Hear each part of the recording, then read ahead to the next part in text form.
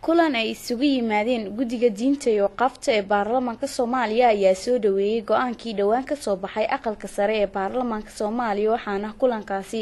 ka soo qayb galay qaar ka mid ah ganacsatada diyaaradaha ugu horeyn waxa halkaasi ka hadlay xildhibaan Professor Ibi waxa uu aad u baraarujiyay xukuumadda Soomaaliya iyo wasaaradda diinta iyo waqaafta inaanu ku taageerno gacan ku siino uga mahad celino gudoomiyaha aqalka sare mudane Cabdi Xaashi Cabdullaahi iyo xubnihiisa golaha aqalka sare oo dhan dhamaantood oo runtii u istaagay inay mataqaanaa barnaamijka xajka iyo umrada in ummadda Soomaaliyeed ay meel uga soo istaagaan uga soo baxaan waana aqalkii ugu horeeyay oo runtii barnaamijkan markii horena bilaabay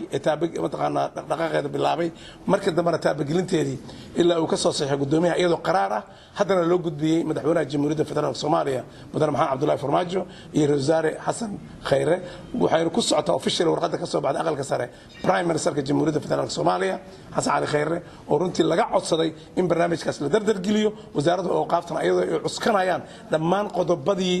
oo 12 qodob ahaa oo arrimaha xajka khuseeyay iyo baahida shacabka iyo dhibaatada shacabka iyo waxa jiro dhan ayaa mataqaanaa markii waanu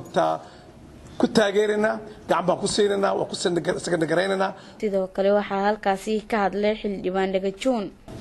waa sanadkii 27 sano ka bacdi ay suura gashay oo dawladda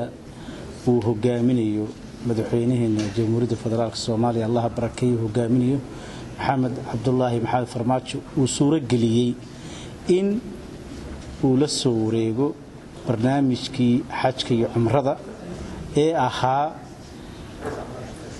ee u khaaska ahaa Soomaaliya in ay xajka dadka u baxay ay maaragtay fasiliyad ugu samayso iyadoo uu ka dhameeyay riyadii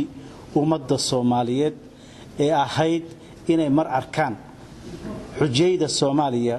oo ajensiyaasha kala badan iyo airline-ta kala goonida ah ay u siman yihiin 27 sano kadib dawladda Soomaaliya ayaa markii ugu horeysay maamulaysa arrimaha xajka iyo umrada